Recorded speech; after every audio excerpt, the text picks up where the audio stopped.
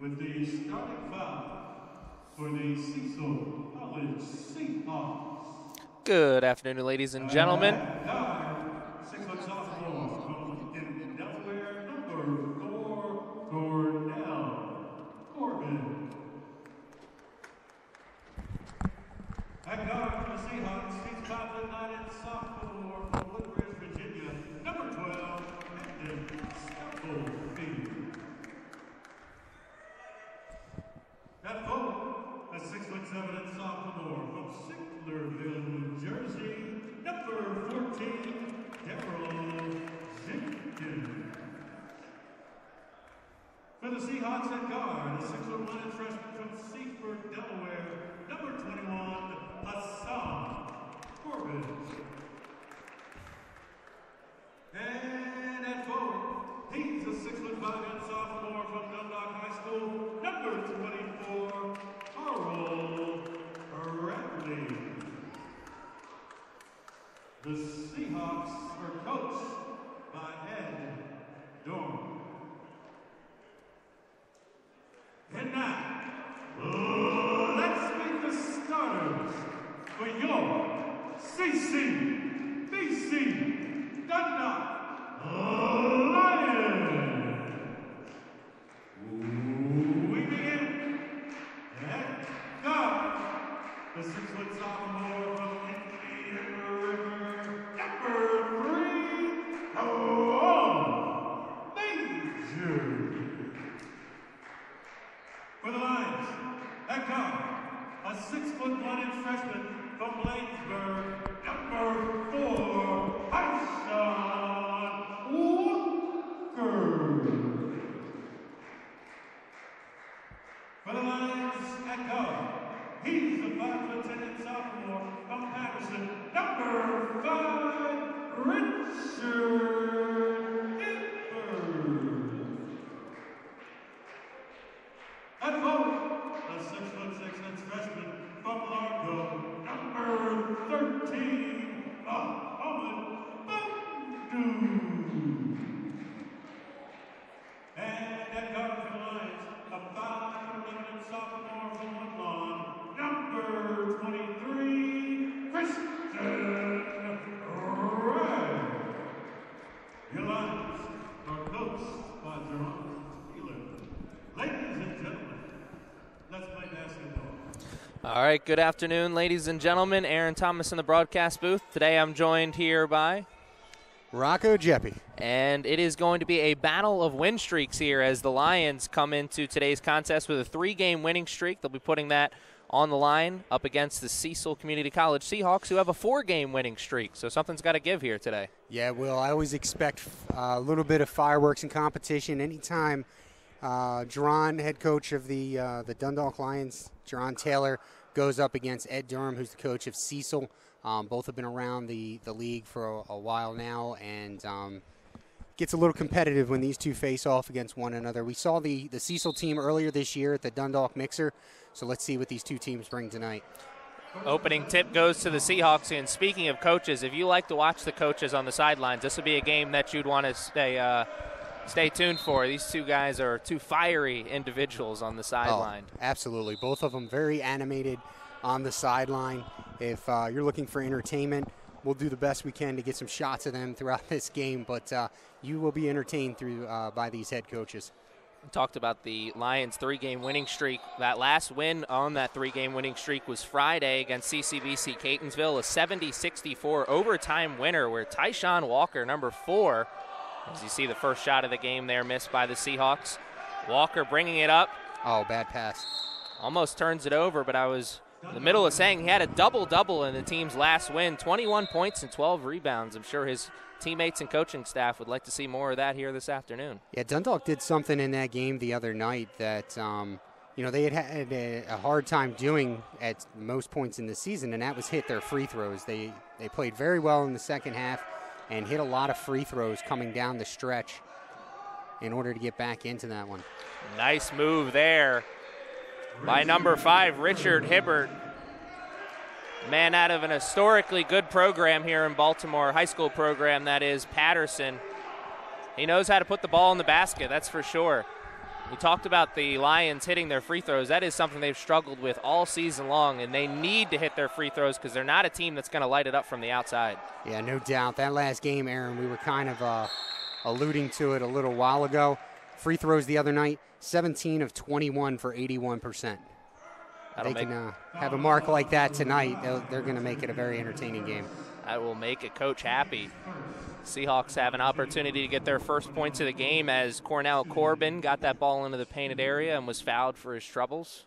Well, Hibbert back in the broadcast. He picked up the first points of the game. He also has the first foul of the game. We brought up earlier when we first started the game how we had saw the Seahawks team earlier in the season. And when we saw that Seahawks team, they had a lot of different offensive weapons that could hurt you. Cornell Corbin, you saw him at the line there. He's one of them. Another one of those guys coming off the bench is number 3, Jacob Falco. Has a sweet three-point shot for a freshman. Yeah, the downside for the Seahawks, Aaron, is we were just talking about the Lions' free throw prowess. The Seahawks come into the game hitting just 61% of their free throws. As we're heading down the stretch run of the season, not a stat that the coaching staff is happy with, I'm sure. You're seeing this offensive strategy, at least early here for the Lions. Get that ball into the painted area and try and either get a foul or get a layup. Corbin, a long three, was not very pretty. And that one hit on the hoist wire. I don't know, I think that's the term for that. The hoist wire of the basket, so it's out of bounds to Dundalk. Not seeing it right now, but a slight height advantage is going to have to go to the Seahawks here in this game. They'll have the tallest player on the court at some point in 6'8" freshman George Davey. Davey, not a traditional big man, though. He likes to stretch it out to the three-point line. Good play there by Wright, taking it into the hole, creating the contact, getting the call. And he'll go to the line for the first free throw attempts for Dundalk. Christian Wright at points before the holiday break was the only one who could create offense with any kind of consistency. Guard out of Harlem, New York. He plays like a New Yorker, takes it to the hole, and he's not scared of anybody. Right, 1 for 2 that time from the line. Great way to fight there, Aaron. Lions keep the ball down this end of the court. Opportunity after the missed free throw. Effort will get you pretty far in life. Great effort there by the Lions. Gets them the ball, chance to build on this lead.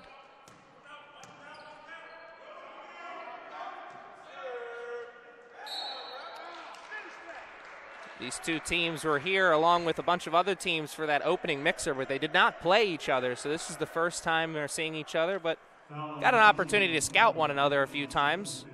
Well, Jenkins picked up the first foul for Cecil, and that foul there committed by Camden Stubblefield, the 5'9" guard out of Woodbridge, Virginia. Short on that one, Walker.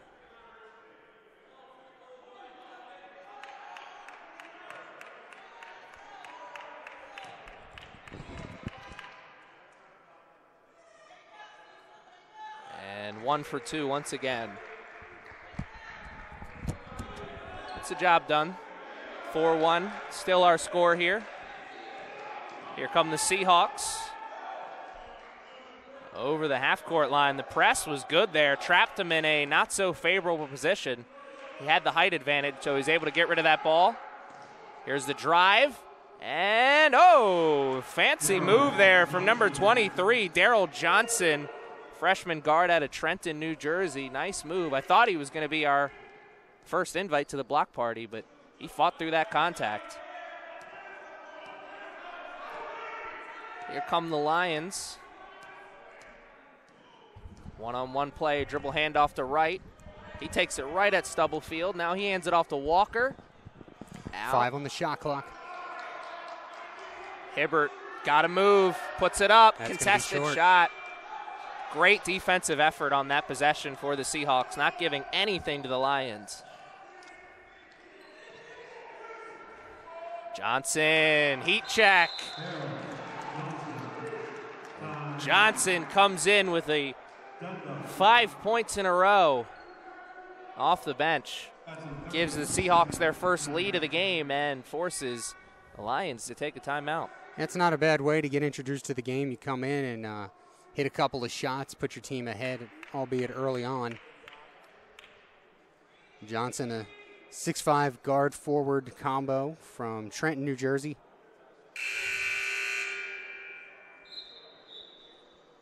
Trenton, New Jersey. They must breed athletes out there. I'm pretty sure that's where Mike Trout's from as well. 6-4 is an early score here. The Lions, half of their points coming from the foul line, but they could have two more because they've gone 1 for 2 both times to the line. Yeah, you got to hit those free throws. I mean, we've probably talked about it a little bit ad nauseum for the folks listening at home, but very important to hit those free throws. You might not think about it at this juncture of the game. We're only 4 minutes in, but you start shooting 50% early on, those could come back to bite you. Right, with a pretty move. Nice. You see that move a lot of times, and the guy misses the three afterwards. Doesn't count for anything if you don't make the shot. That was very pretty from number 23. Absolutely, and you heard the emphasis from our public address announcer, Lamont Germany, on that three, because that was a big three ball for the Lions. And great smothering defense that entire time down the court from the Lions. Seahawks will still have the ball, but only 9 seconds on the shot clock. Great recovery and closeout there from Walker and everybody else as well. Yeah, I think what Cecil has to do here is focus on getting the inbounds and knowing that they have time to take the shot and set up their play. They still have time to run a play here, and I can't hear them, but I'm sure that might be along the lines of what head coach Ed Durham is yelling in now. Johnson, another three. Wow, what a great rebound by Corbin, I believe. It's a good putback. Was Hassan Corbin. He climbed up that tree.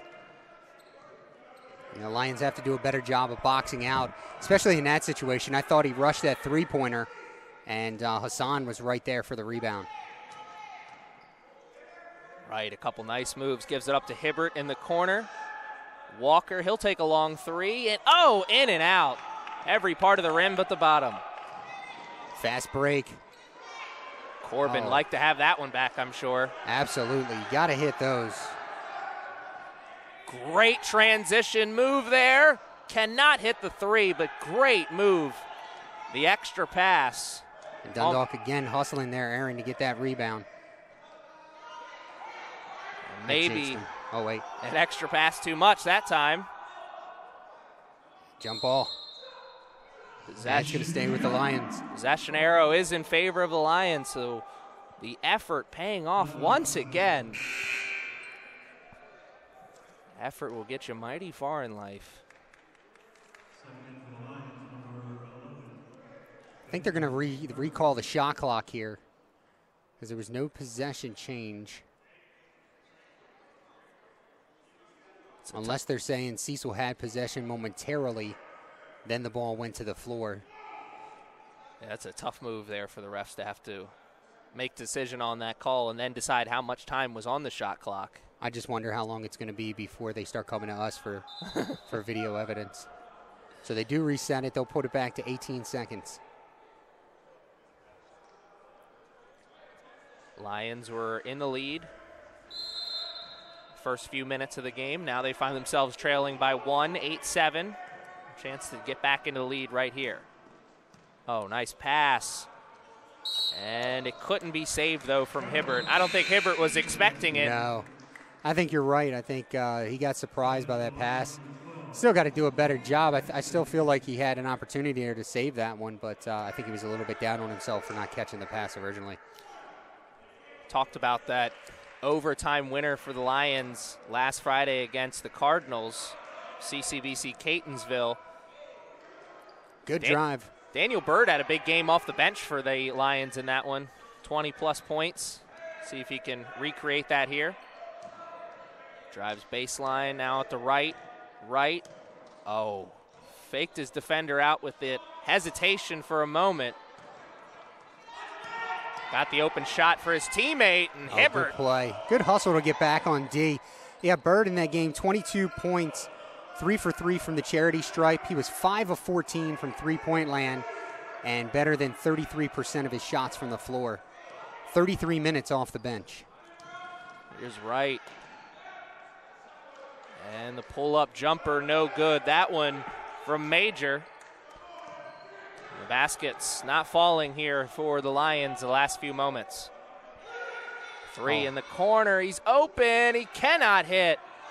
I'll tell you, how many wide open threes have we seen not go in today so far? We've seen a few.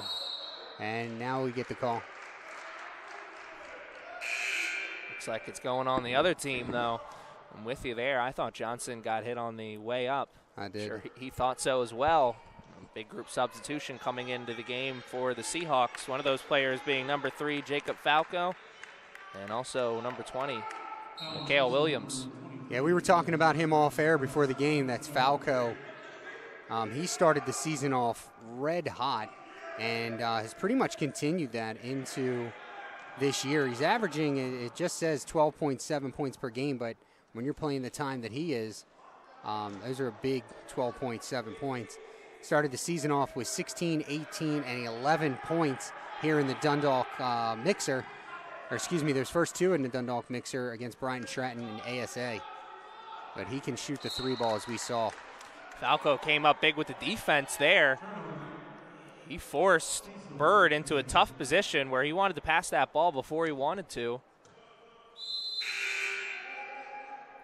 Forces the turnover. Dundalk sending in some bench players here to get some time. It's going to be Gilliam, who we saw a lot of in the first half of the season, as well as DeJuan Coxum. That's the sophomore and freshman, respectively, from Milford Mill and Dundalk High Schools. Williams misses. The Seahawks get their own rebound twice. Man, I think I counted 4 misses under there. Now, he'll get credit for 3 rebounds, but yeah.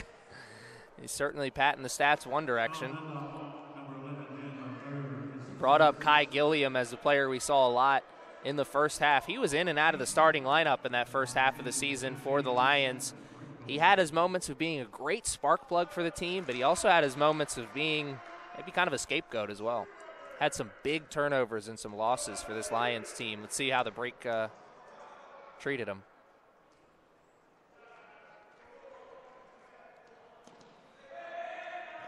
Tough job getting the inbounds there. The press is on for the Seahawks, and it's pretty good. Christian Wright finally does get that ball over. Here comes the pick. Great defensive effort. Good effort by Falco. And the jam on the other side. Jacob Falco making his presence felt in the early part of this game. That's probably the quietest dunk I've ever seen. I didn't even think he was going to dunk it until the last second, and then he just kind of had to hang there because the defender underneath him. And that is a block and a half. Oh, my goodness. Our first official invite to the block party. My goodness. Yeah, and that'll go down as 1 block in the stat sheet, but it felt like so much more. I think he touched more of the ball than who was it bringing it in? Was it Wright? Probably. Quick shot. And nice inbounds play there. A big block like that, like you said, you remember that next time you come into the painted area. Oh, good play. That was Coxum that gets back right away, makes the steal. I like the way the refs are officiating this game, letting the physical play go. That could have really went either way, but I did think he got the ball before he got the body. Yeah, I'd agree. I like how Dundalk responded immediately after that block so far, not only getting that good inbound bucket, but getting the ball back and now looking to be aggressive here on defense. That's a great point. That could be a real momentum swinger. The Lions are trying to make sure that is not the case. They're only down 3 here, but if you've been with us throughout the game, you know the Seahawks have been in the driver's seat last 4 or 5 minutes. Oh, wide open. Wright takes the 3 and just misses that. A little short, came off the front of the iron. Williams up, and the Lions send out an invite to the block party. Oh, that's a foul. Got to play under control that time. Coxum. Certainly not under control.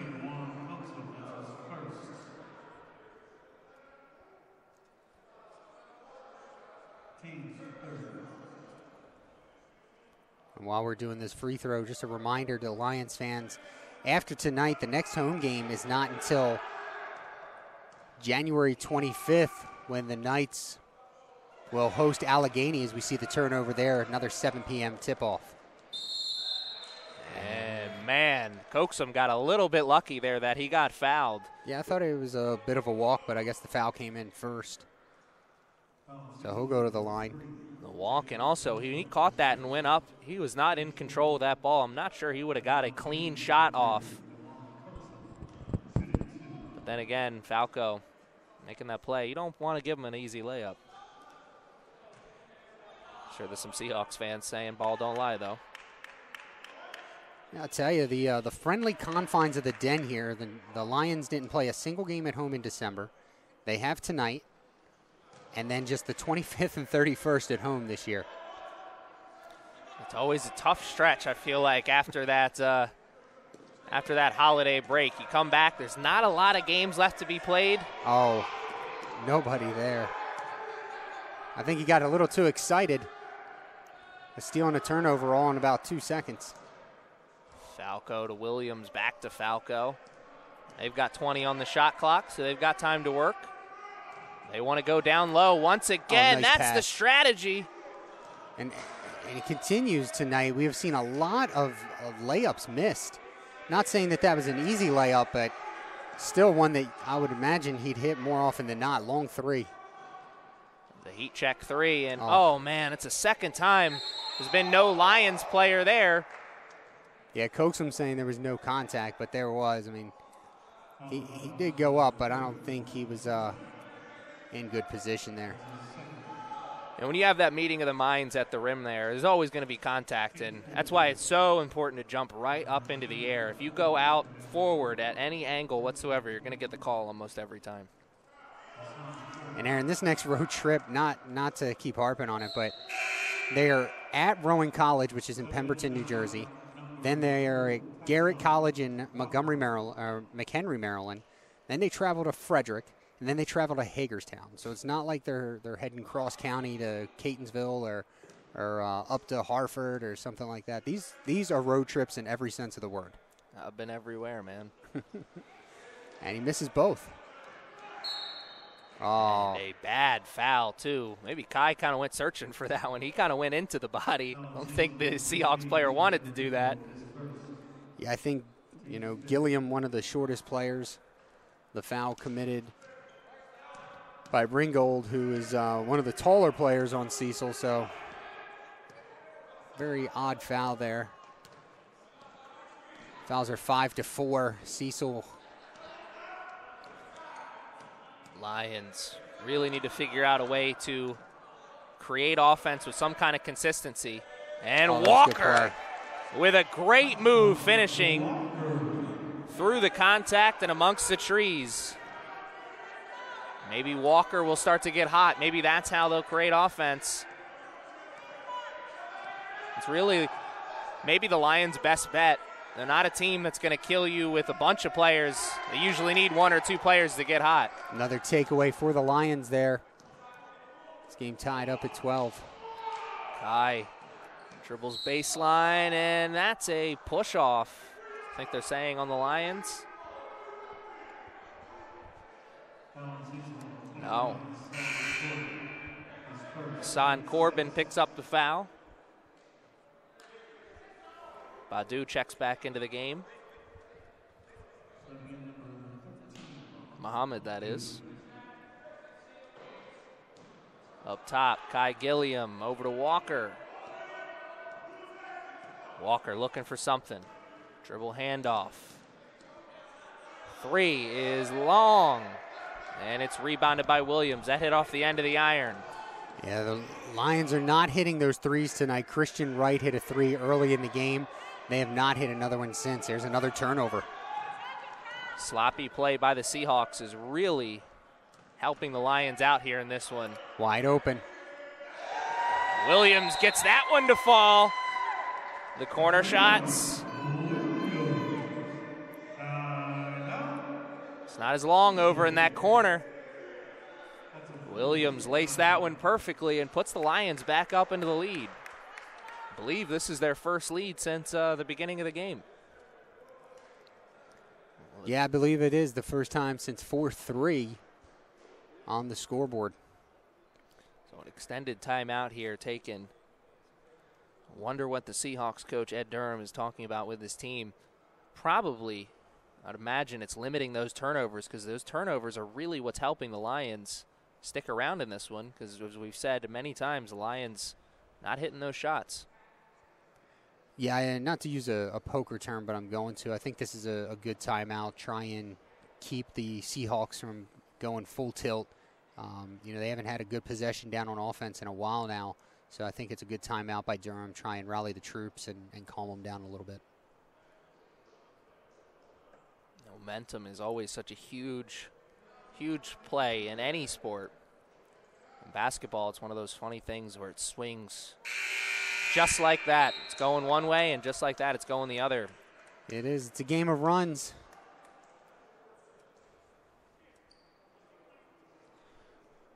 Timeout is over for the Lions. They're back out onto the court, running with the same squad they had before the timeout.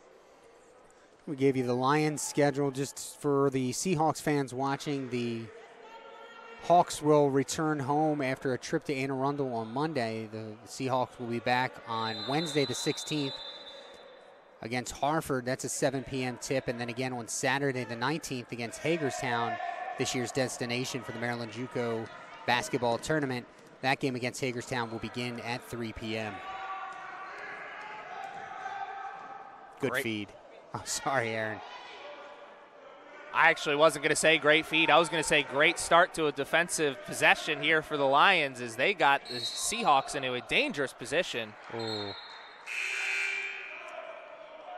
Now we have a little conversation here. The original foul call was a charge. Now the referee that was on that side has come over to discuss it.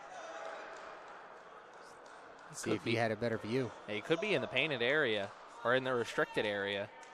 We'll find out. And they did. They changed it to a blocking foul. So it'll be 1-1, I believe. I don't think that Gilliam was in the act of shooting. So I think this will be 1-1. I think Falco's trying to confirm with the ref that he had good position. It's just that he was in the wrong area. Those charges. It's a tough call. Yeah, sometimes it is to the point where it's almost a judgment call, and it's not supposed to be. That's why the rules are written the way they are now, but that's a push-off, and it's going to go against the Lions, though. That is a tough matchup for both Kai Gilliam and Daniel Bird, both standing under 6 foot, and Falco stands at 6'2", and you look at him on that court, he looks like he's got pretty long arms for a guy who stands at 6'2". Easy for him to kind of extend that arm, like you said, in the push-off. George Davey is seeing his first action here for the Seahawks. Count the basket.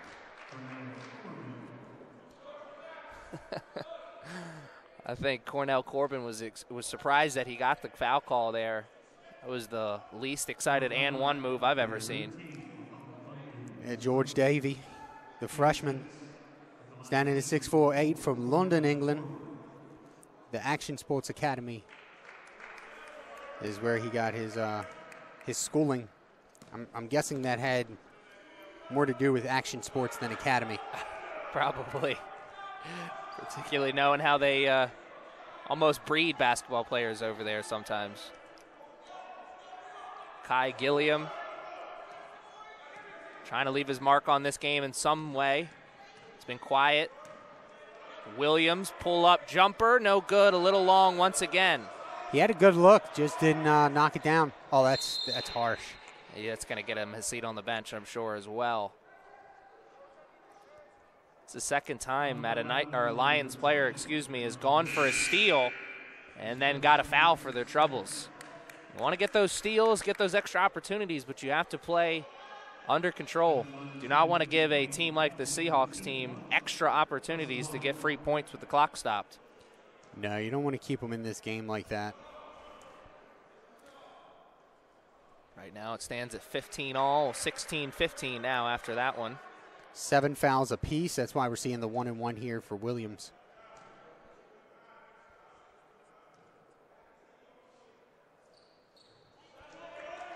Williams makes good on both of his free throws. Gives his team the 2-point lead now.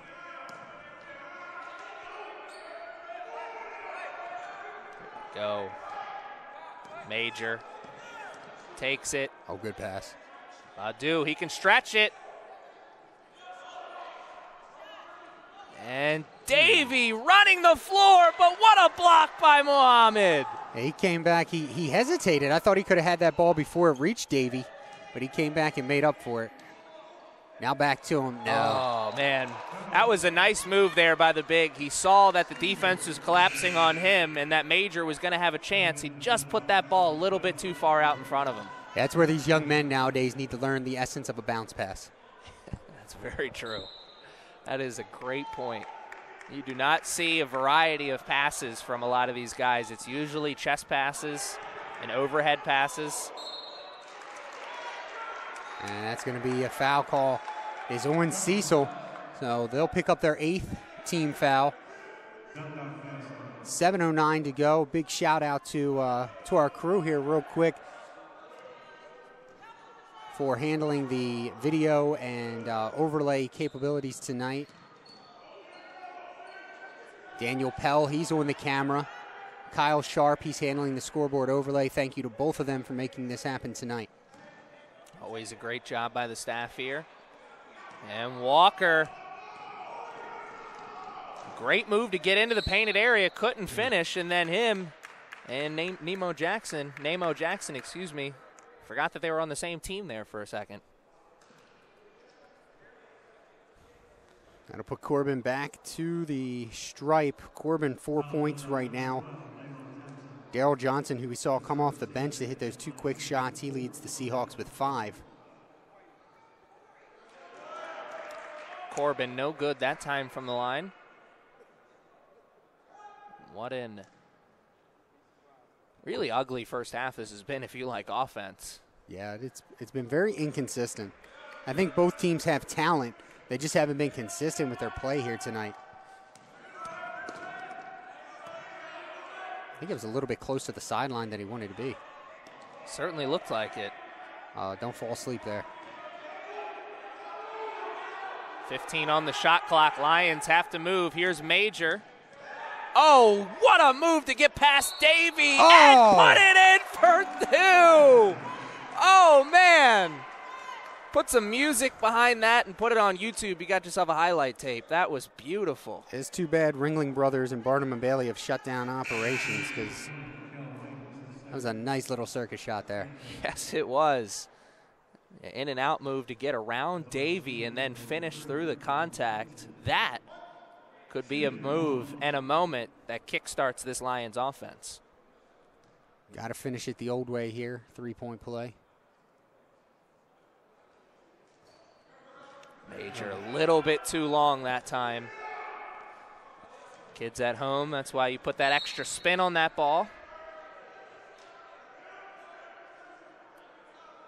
Foul away from the, was it away from the ball? I believe so. He looked like he took a few extra steps after the whistle, but we are in that bonus, so it's going to be foul shots regardless. There was Walker picked up his first. It's the 9th team foul for Dundalk. Which means now they're 1 away from the double bonus. Don't want to give the Seahawks extra opportunities. Let's see if they can do a good job of playing defense without fouling this final 6 minutes of the first half. This first half is, at points, seemed like it's dragged on, and at points, it seems like it's gone pretty quickly. Hibbert for 3, no good. Falco gets the long rebound, and he went too fast, lost control. Major, again! Yes, sir. Oh, Kejon Major with another nice move. Let's see if he can get the 3 points this time. Yeah, I think that one was a little bit more skill than luck. The last one, sometimes it is better to be lucky than good. That one, that was a very skillful play from the young sophomore out of Dagsboro, Delaware. Indian River High School product. And I think he'll finish it, yes. He gets the friendly roll. Said it before, that's why you put that extra spin. 2018 Lions back up in the lead. Stubblefield been quiet here so far for the Seahawks. Let's see if that changes. Falco had that big dunk. Outside of that, he's been pretty quiet offensively. It's a good rebound. Davey, wow. Great move on the offensive glass from the big man. Yeah, Mikhail Williams. I think that's who. No, it was Davies. I'm sorry. Christian Wright back into the game after taking an extended rest. And that did hit off Khalid Gates' leg. Bird should count as lucky stars, though. Almost put his team in a difficult position with that turnover. Tied up at 20 all right now. Just over 5 minutes left to play in a first half. It's been back and forth, to say the least. I think Corbin took a swipe at the ball with his foot. Either that or he hit it with his hand and it then immediately hit the line. I know he made contact with it, though. Major looked like he was getting hot. See if he can continue that here. Not sure they know how much is on the shot clock. Step back three at the buzzer, no good, and that's going to go against Davey. That was a foul call, okay. I didn't catch, I got blocked out a little bit there, and I thought they were calling a violation. Yeah, I did not see the foul call as you said, the ref kind of was blocking the view, but he pointed towards the Seahawks bench, so that will give an opportunity to Jackson at the line.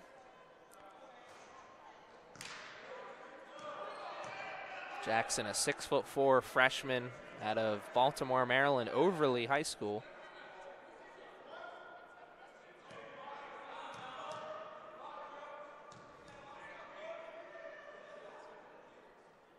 Oh, tough break that time from the line, 0 for 2. Now under 5 to play. Need those points. Seahawks have another chance to take the lead here. Corbin. So far in this possession, they look to be moving the ball pretty well. Falco drives down to Hassan Corbin. That pass may have been for George Davey, but Corbin intercepted it. Regardless, they got the 2 points, so counts. Yeah, 7 points now for Corbin. Dribble handoff to Bird, dribble handoff to Hibbert. He wasn't expecting it, and Hassan Corbin has numbers, but he'll take it himself. Yeah, it's the second time this half we've seen Hibbert not ready for a pass. I'm not going to blame him on that one because he was looking to make a move, and Bird was, maybe a foot away from him and gave him that pass. You got to play under control. The Lions have struggled with that in the early part of this game. Once again there. Cecil on a modest 6-0 run right now. Bird, jab step, has Hibbert, but he's fouled before. It's kind of lucky he got the foul call there because he had Hibbert on that wing wide open. The entire defense just converged, and there was nobody within, I would say, 12 feet of Hibbert on that right wing. The Lions, I'm sure their head coach, Ron Taylor, is going to be talking to them about making that extra pass because the Seahawks are making the adjustments and collapsing on the driver into the paint. The old saying is, when you got 2-3 guys on you, that means at least one guy's open. Absolutely, and again, the Lions missing the front end. Starting to look like Friday at Catonsville for the Lions may have just been a fluke because they're back to their old ways of struggling at the line here this afternoon. Yeah, they're going to have to tighten that up as we see again. They go 0 for 2. A good rebound for the Lions by Major, and they'll keep the possession. But you got to hit those freebies. Right with a great move. I thought he was fouled, or I'm sure he thought he was as well. He certainly went into the teeth of the defense, just couldn't finish. I think the Lions have to come up with some sort of secret word for when I'm 2 feet away from you when I pass it. Nice! Major knocking down the 3 ball there, Aaron, at just the right time for the Lions It's now a 1-point deficit and a timeout called by Jerron Taylor. But that right there, that timeout taken by Taylor and his reaction afterwards tells you everything about what he thought about that offensive possession. Major kind of bailed him out there with that long three. As you were saying before, multiple times on that possession, they had somebody open, but they went for a tough shot instead. Yeah, I think when you're in transition, if you want to play that up-tempo, get the ball up the court, style that Dundalk is accustomed to, that's fine. But once you're down here, I'm not saying relax, but you can kind of slow it down, let the game develop, let it come to you, and see what's on the court, see what's out there for you. The Lions not doing that right now. Actually, neither team had been doing that for much of the first half. The last few minutes, though, it seemed like Cecil had been doing a better job of that. If Taylor can rally the Lions and get them back in that mindset, I think this is going to stay. I think this is what we're in for tonight. I think we're going to see a couple of swings, but for the most part, I think we're going to have a single-digit game the rest of the night. Certainly feels that way, and to piggyback on your point, no better example of that than watching elite NBA teams. The way they play in transition and the way they play in the half court, two very different things. Stubblefield been quiet here this afternoon. Here's Hassan Corbin, double teamed. Over to Stubblefield. Falco thought he was going to lace that three. Corbin, 10 on the shot clock. Up and in, and no, but he is fouled, or was it a travel? It looks like they're calling a travel. Did he step on the baseline? I didn't see the signal. We know it's a turnover by the Seahawks. The Lions are going to take over. A chance to tie or take the lead here. Just under 3 minutes left to be played in the first half. Wright gets the good switch on him. Can he take advantage of having the mismatch? He's calling off the pick. Davey wants him. Oh, good kick out. 7 on the shot clock. The Lions got the basket there, but that was tremendous team defense by the Seahawks. Davey had a mismatch twice. He was able to stay with the man, force out the pass. The Lions just made a great shot towards the end of the shot clock. Major now, double digits for the first half, 10 points, game high. Drives baseline, down to Davey, uses the glass for two. The bank was open, and he cashed that check for 2 points, 26-25. Under 2 minutes now to be played. This game's getting exciting. 4 points now for the man from the land of fish and chips.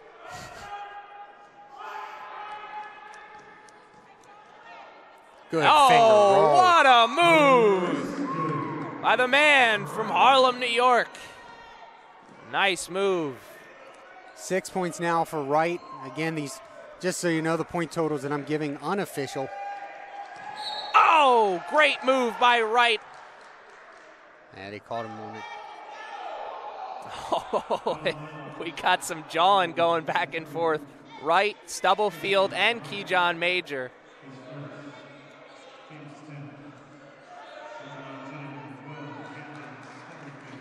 So Stubblefield heading back to the line. Neither team shooting well from the charity stripe this first half.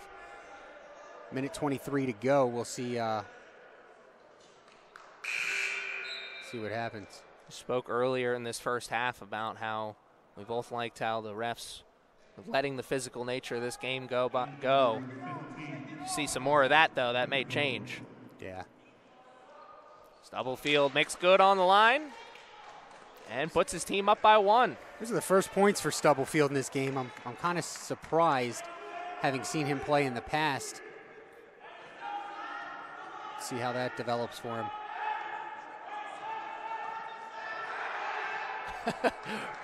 Right.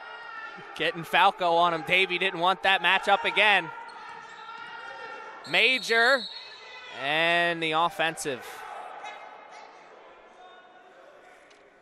Moving pick. Yeah, they're calling that on Jackson. 28-27. That's a tough matchup down low for this Lions team. I'll tell you what I do like about this team this year is Jerron not particularly known for having many county players, Baltimore County players on his team. a good mix of Baltimore County players this year with some of those out-of-state players. Speaking of that, you got one of those county players playing on the other team. Yep. Bradley, the Dundalk High School product. 5 on the shot clock. A little bit of contact, they let him play there. Wow, what a move. Corbin, great effort. Get that ball back, and Falco finally gets going from 3, puts his team up 4. And the steal on the inbounds. No, his foot was on the line. Jacob Falco making some nice effort plays here in this first half. Yeah, you don't want to let him heat up. We've seen what he can do up close and personal. Well, the good thing is that there are 19 seconds remaining until halftime. Dundalk trails by 4, though. Coach Taylor sent Jackson to the other side of the court. May have put himself in the doghouse this last minute with his play. Yeah, I don't care what the defense gives you here. I think you need to take the last shot. Here's Wright. 3 Williams now. For 3, and no good. That hit that wire up top. It's ruled out of bounds as soon as it hits that.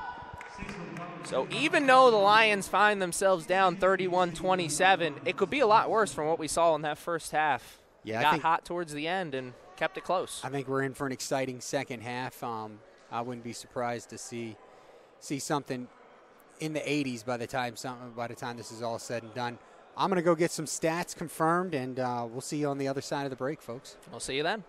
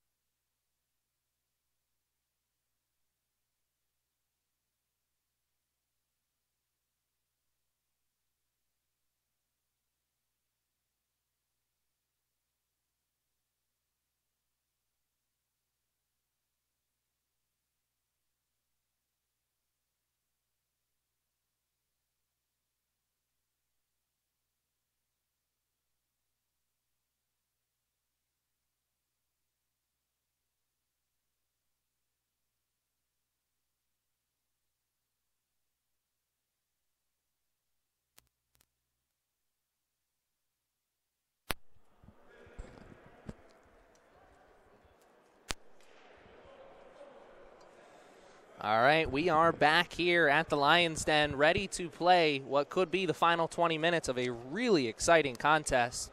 The Cecil Seahawks will start the second half up 31-27. It's looking at some of these scores in the first half. Kiwan Major led all scorers with 10. The other high scorer in Dundalk with 6 points was Christian Wright. And for Cecil, the high scorer, Cornell Corbin, had 9 points. Darnell Johnson and Jacob Falco with 5 points apiece. Falco there trying with the alley-oop attempt. Picked out by the Lions. We talked about Major and his points in the first half. A lot of that coming towards the end of the first half where he got hot. Hit a couple big shots for his team that put them back into the driver's seat. Quick foul here in the second half. Hand check was called on Cornell Corbin, so his second foul of the game.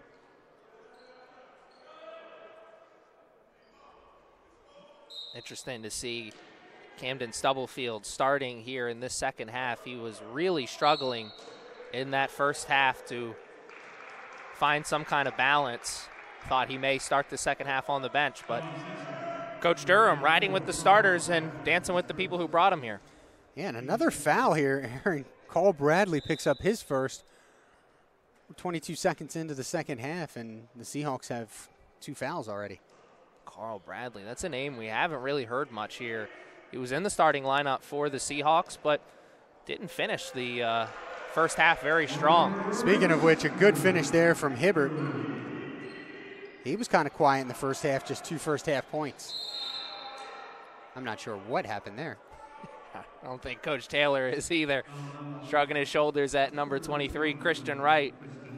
I think Wright was trying to get into a game of leapfrog, and Falco just didn't get the memo. You guys can play Frogger afterwards. We still got 19 minutes left in a very close game. And, oh, welcome to the block party, Mohamed Badu. Yeah, Bundu just very patient there and waited for that ball. Teardrop. That was a very pretty move by number 4, Tyshawn Walker. We talked about him and his big game on Friday against Catonsville. He's been quiet here to start. Maybe he gets hot in the second half.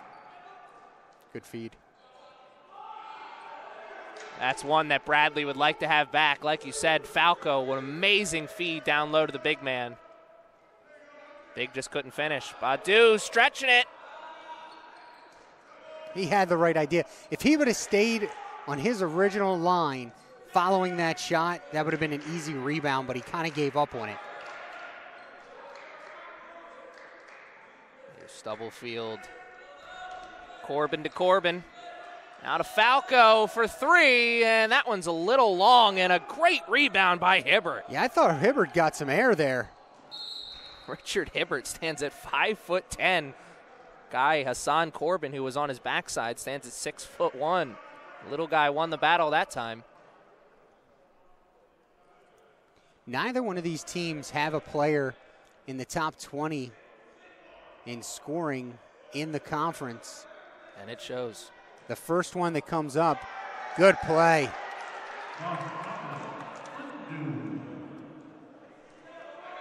And those are his first points of the game, Aaron.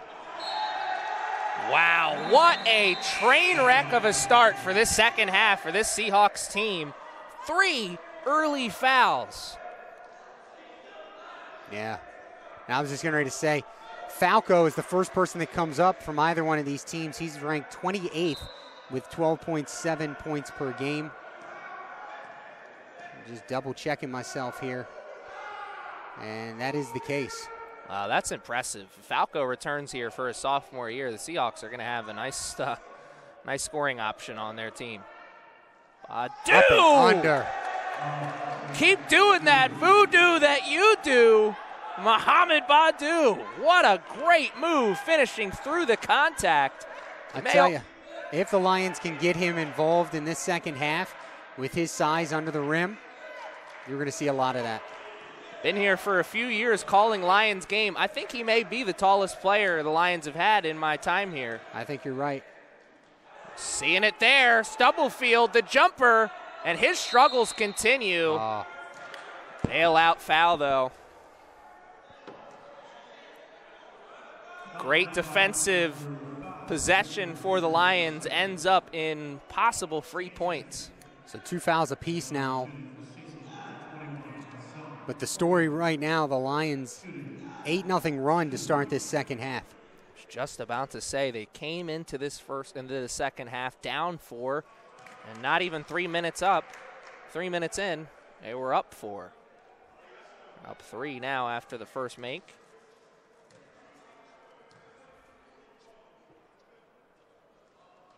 And 2 for 2 from the line. That is going to be huge here in the second half. Both of these teams struggled in the first half at the line. Yeah, I don't think it would be far off to say that whatever team shoots better from the line in this half is going to win the game. I don't think that's a stretch at all. Walker with a nice move, got himself into the painted area, got the defense to collapse on him, tried to find the open man. It's tipped away by the Seahawks. Lions still with possession. Hibbert got some space, couldn't finish. Yeah, I'm not too sure if that's just how he shoots the mid-range or what happened there, but I don't think that shot had a chance when it left his hands. Yeah, it did look like he alligator armed that a little bit. Yeah. He was surprised there was so much space, possibly. Oh. Walker, pickpocketed. Corbin just Ed Reeded him and then goes N1 on the opposite end. Like the effort, right, trying to make a play there. But once he's up in the air, might as well just let him have it. Rather give him 2 points and an opportunity at 3, because this could get the Seahawks back into the lead and also in the driver's seat. Whoa. That was more of a missile than a shot there. Yeah, perfect placement, too. A lot of times on the shots like that, if it hits any part of the rim, it's not going in. It's done. Corbin and this Seahawks team, a lot more confidence here after that nice little run. 16:22 to go. Still a lot of time. Kai Gilliam up, and I think he thought he was fouled. He got up into the air and then kind of hesitated like he was waiting for the whistle call. Yeah, he got most ball. I mean, I don't know if he got all ball, but I had a good angle of it over here, my position on the table, and that was just a good play to poke that one away. It's another great example of why you have to play through the whistle.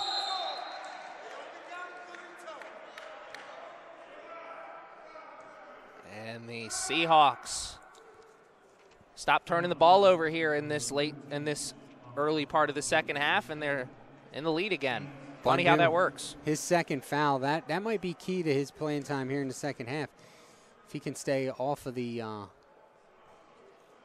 foul board there, he could see some significant time in the second half. But if he picks up another foul in the next 5 minutes, I think he's going to take a seat for a little while.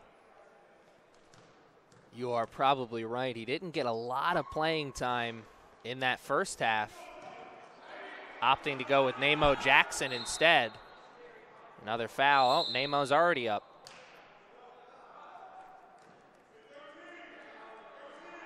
Coach Taylor gives him the benefit of the doubt. It's almost like he's threatening him with bringing in Jackson. Kai Gilliam. See if he can find something here offensively for this Lions team. I'll tell you what, Bundu hits the weight room in the offseason. He's going to be a force. Oh! Major continuing his hot start from the first half. Big three. 13 points now. And his second three-pointer. Now he's called for the foul.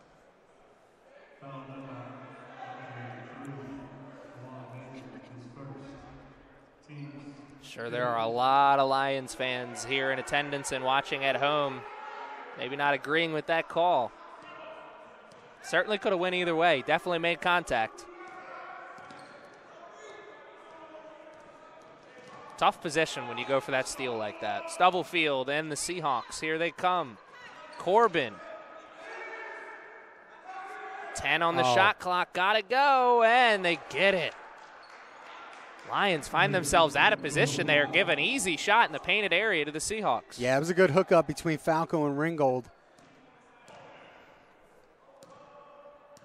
Tyshawn Walker drives, spins, nice move, up, Count and in! Nice move by that young man.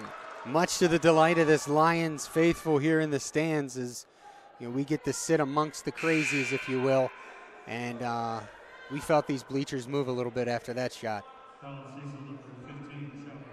Yeah, the roof jumped a little bit once Walker saw that one spin around and go down. Puts his team up 2, possibly 3 if he can make the 3-point play. Oh, good rebound by Hibbard.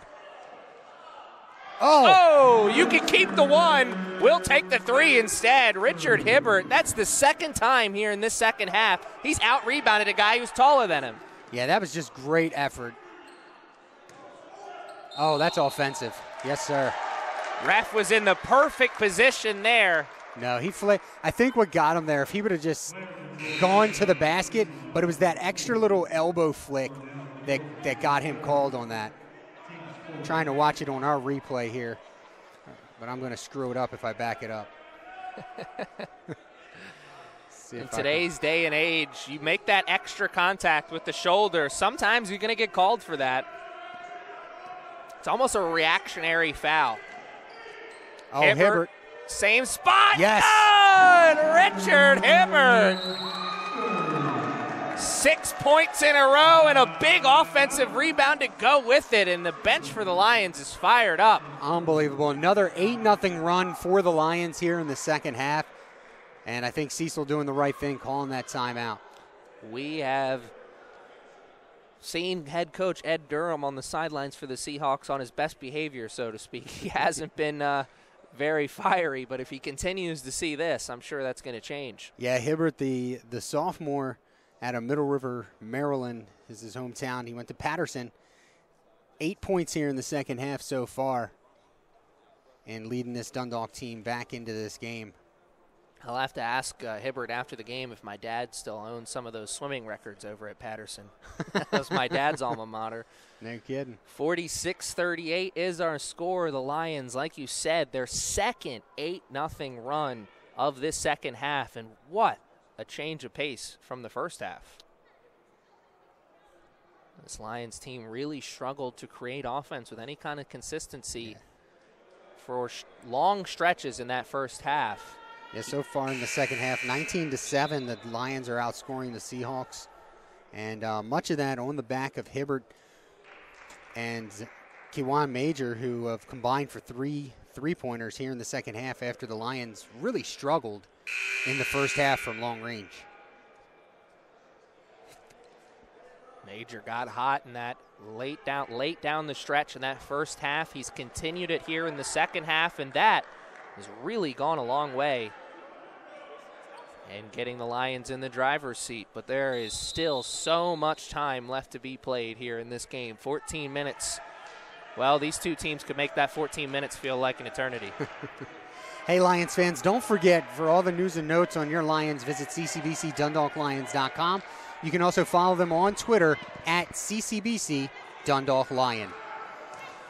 George Davey has checked back into the game. He had 4 points, I believe, in that first half off the bench for the Seahawks.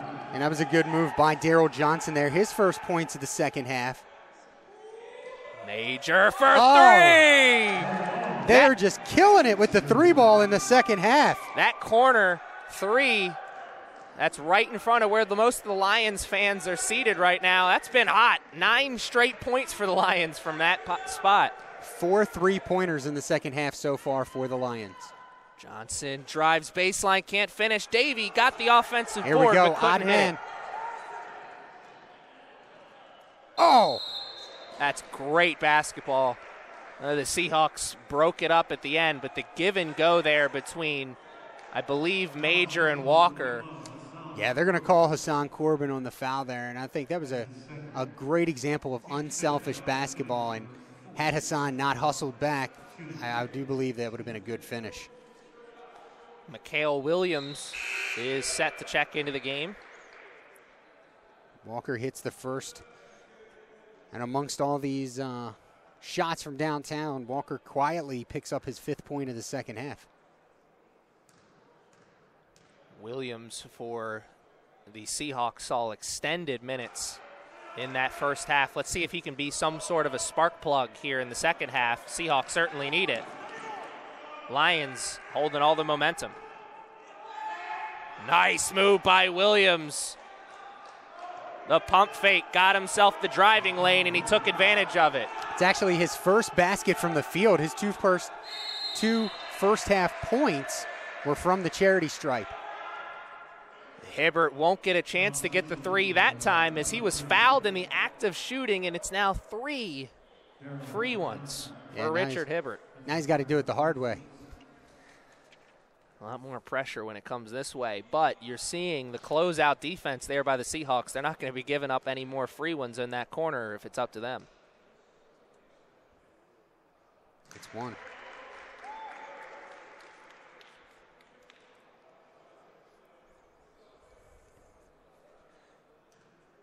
Hibbert comes into the game 62% free throw shooter.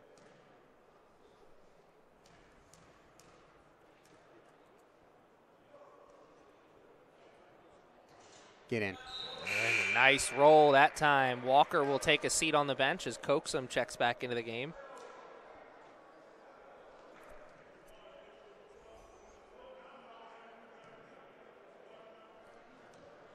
Coaxum and Jackson both in. Nice. They'll be playing the big man role here for the Lions, and 3 for 3. Hibbert took that pressure, made the most of it.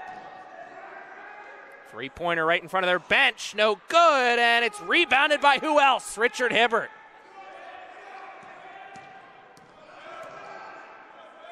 I think this could be a statement possession by the Lions. Hibbert! Oh! Up and under! Are you kidding me?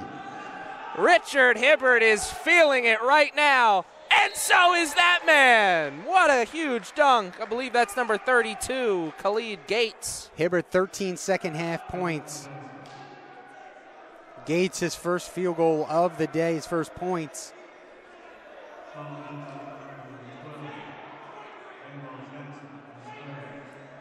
Hibbert has 15 for the game, 13 in this second half.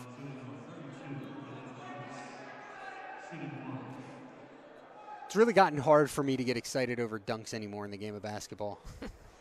All these players are just so tall. I don't know, unless it's, I don't know, a half-court alley-oop, it's really hard for me to get excited about a dunk. The game has changed so much. I'm sure I'm getting about 500 pieces of hate mail right now for that comment, though. Major for 3, no good off the front, or the end of the iron, excuse me, and Kai Gilliam wins the scrum. Big rebound. 20 on the shot clock. Plenty of time. You got a 10-point lead. The Lions want to keep that foot on the gas pedal. Lions looking to snap the Cecil 4-game winning streak and get one of their own. Hibbert. Long 3. Good! Richard Hibbert! Kidding me? Mama, there goes that man. He is on fire.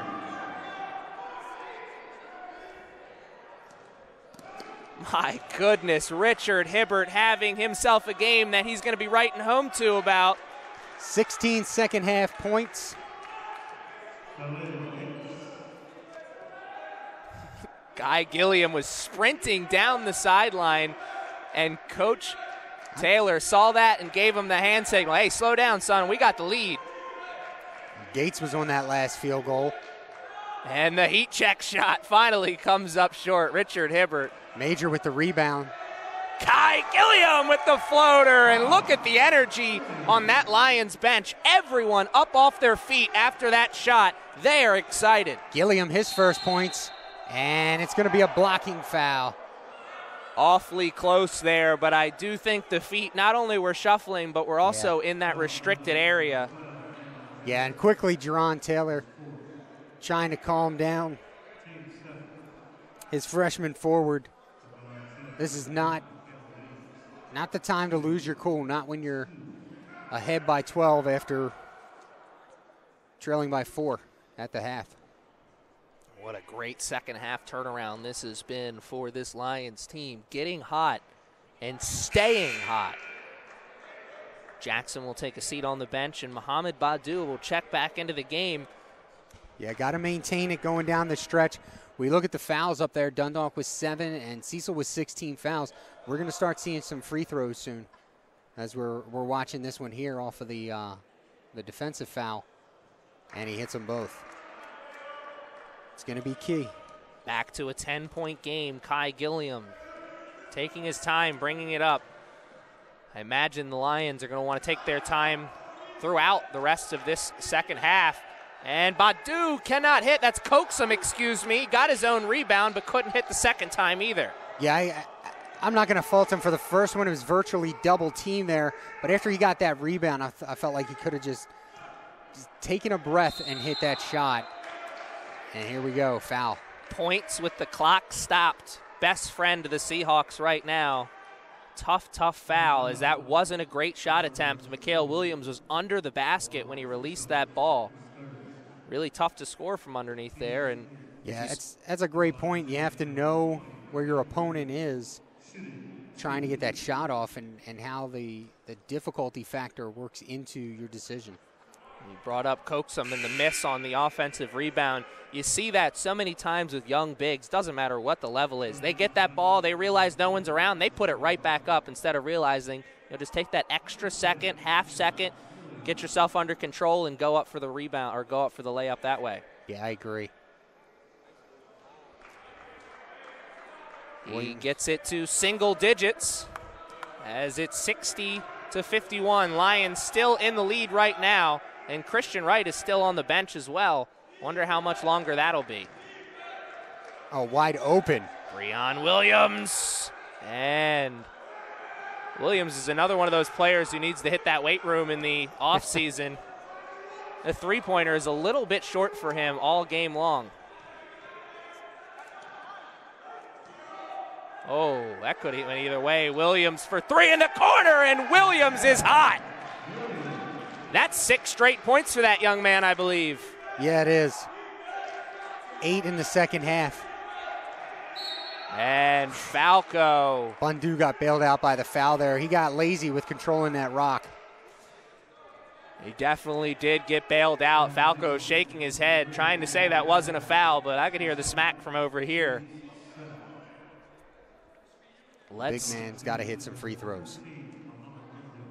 Wow, not only is Christian Wright on the bench, Kejon Major is taking a rest as well. We're going to be seeing those two check back into the game, I'm sure, sooner than later. Yeah, I think that's a good move by Coach Taylor. Keep them fresh for the stretch run. Let's see what this group can do. They got Hibbert out there. They got Bundu, who's been playing well underneath. He hits 1 of 2. 4-minute offense, usually reserved for football, but I believe that's a basketball term as well. You want to keep your guys fresh for that 4-minute run. That was just a good move right there by Johnson. Nothing really the defense could have done better except for not letting him get to that point. But I think you just chalk it up to a nice play. That's a great point. The only thing they could have done was maybe stop ball a little bit sooner. Breon Williams over to Gilliam. Hibbert. He was looking for that spot again. He certainly was. Walker over to Williams. Williams. 5 on the shot clock.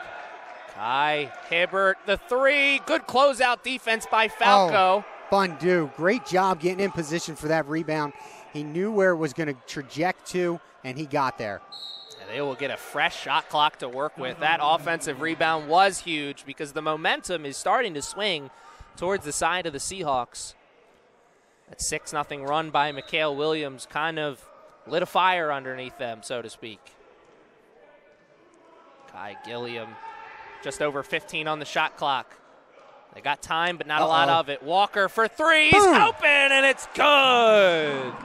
Tyshawn Walker. The 3s have been hot in the second half, Aaron, but not as hot as the sauces at Buffalo Wild Wings, sponsored of your Dundalk Lions in the Perry Hall location. Go to BuffaloWildWings.com for a location near you. You are a professional. That was nice. 64-56. Got to get the sponsors in. Oh, man. Sure you didn't work radio? 64-56. In my head. I think that's everybody. Jacob Falco, a chance, 1-1 from here on out for both teams. Well, the Lions, of course, they're one foul away from the double bonus. So these two teams are going to have to figure out how to play defense without fouling. Yeah, 8:20 to go. We could be in for a half that would take another 30 minutes from now, depending on how this goes. And Falco is not the person you want to have at the charity stripe.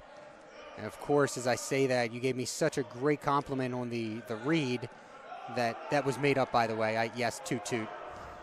And then I don't have my own transition available here on the Falco free throws. Here's Wright.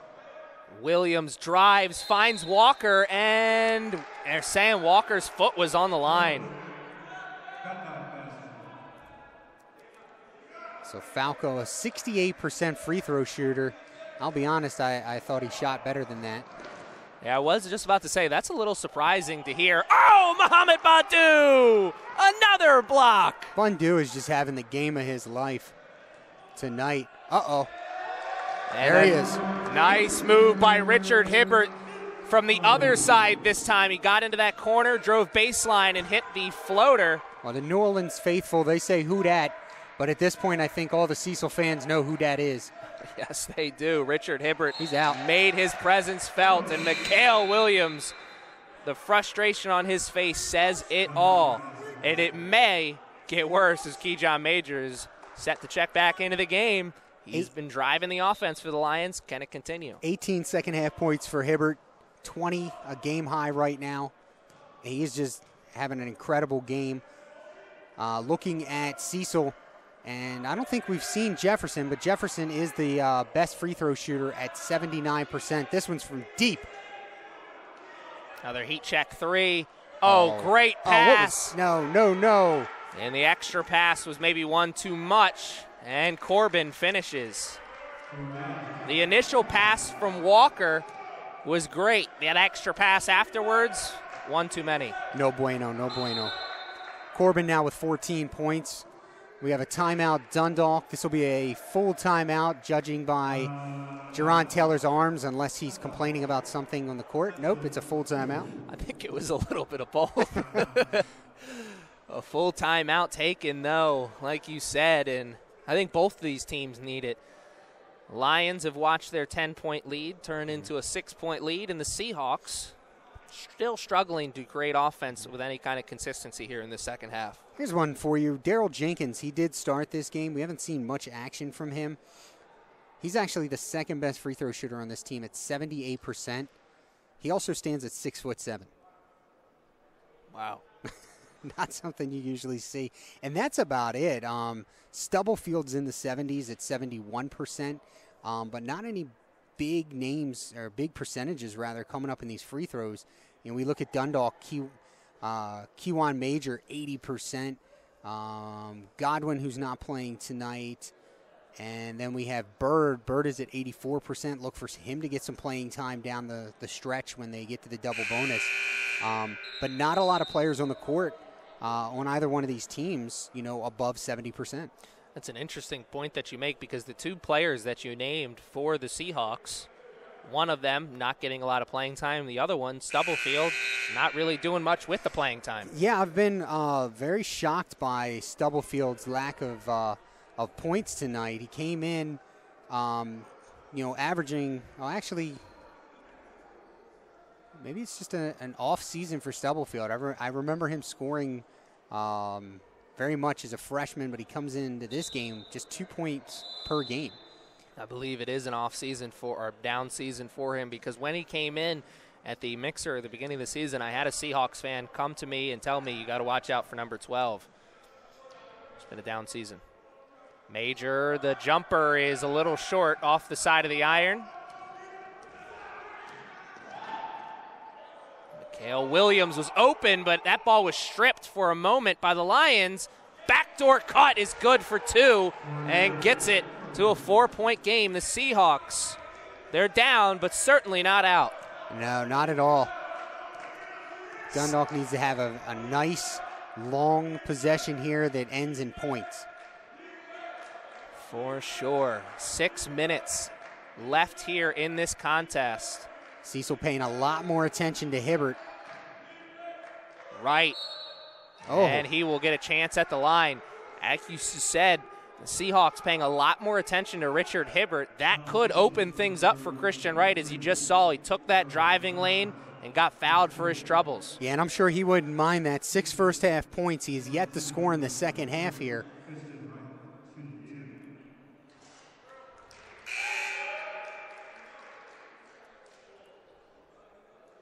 Subbing in for Cecil, number 32, Wright made good on the first. Let's see what he's got here on the second. And he will get his team back up to 6 points. 2 for 2 from the line.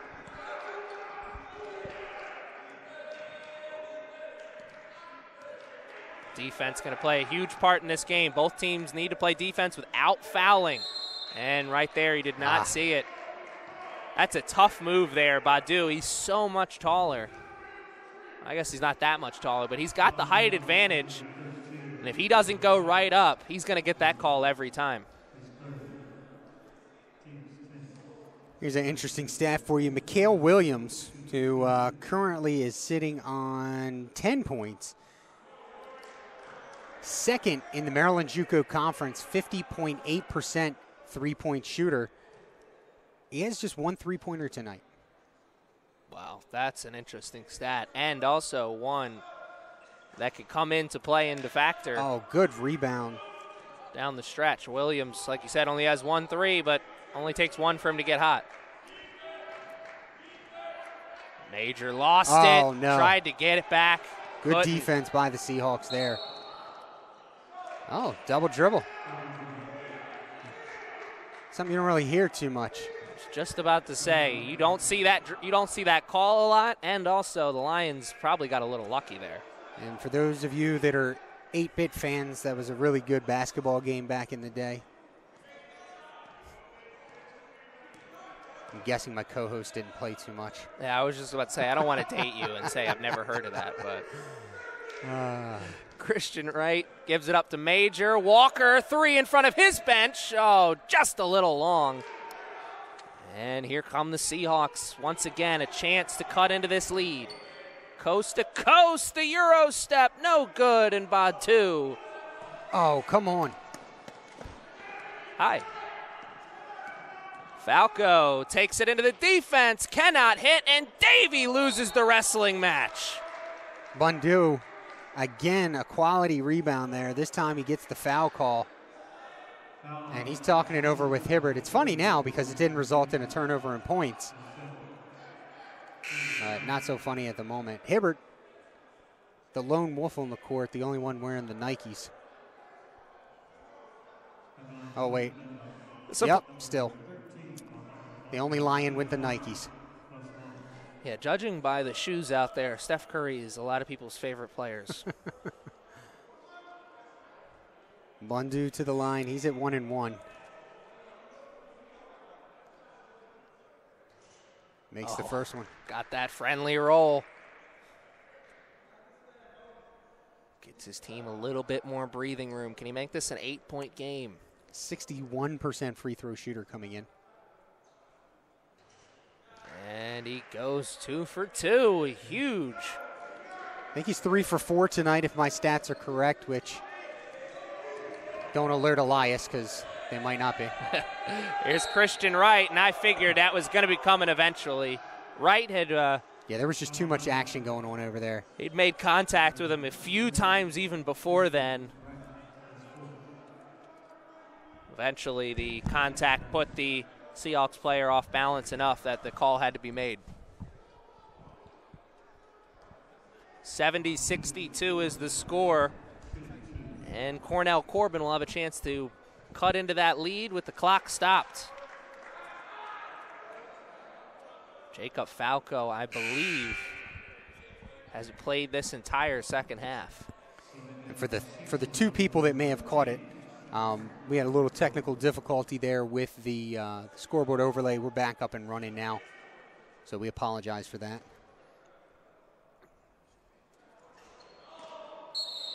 Over the back. And that will put the Lions on the line.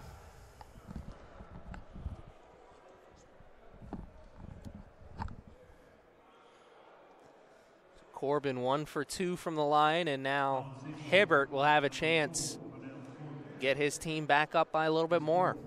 Corbin 17 points in this game now. Hibbert sitting on 18. We knew we were kind of in store for this kind of second half when we looked up and there was about 6 minutes left and both teams were getting close to the double bonus. Now we're 4 minutes and 36 seconds left in this second half, and both teams are in that double bonus. They will. And my correction, Hibbert actually has 20 points, 18 of those in the second half. Great second half performance by Hibbert, and he goes 1 for 2 from the line that time. It's back up to a 9-point game, or 8-point game, excuse me. Falco takes the pick. Pull up three is off the front of the iron. It's a big hand to have in your face. It's either 2 or maybe 3 offensive rebounds. Regardless, it's more offensive rebounds than Coach Taylor wanted to give up. I'm not sure about the foul call there. I think I don't get paid to officiate games, but I don't think I would have called that foul. It looked like a scrum underneath, that's for sure. Ringgold, just 4 points. 2 points from the floor and 2 from the free throw line.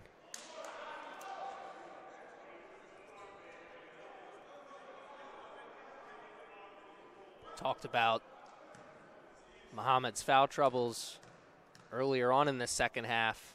If he continues picking up fouls, it's going to play a huge factor down the stretch. Christian Wright will check back in. Kai Gilliam was only in for a moment. We may see a defense to offense here for the rest of this contest if the fouls continue. And the coaches can go for it, and might as well. Hibbert. Walker. Keep Major swinging. is open on that corner. They didn't see him. Nope. That's a push. And it's a steal and a basket in transition. 5-point game, 71-66, just over 3 minutes left to be played. 19 points now for Corbin. That's total. One of these two teams is going to have their win streak ended. It will be the Seahawks' 4-game winning streak, or will be the Lions' 3-game winning streak. Hibbert. 3 on the shot clock. Got it go right.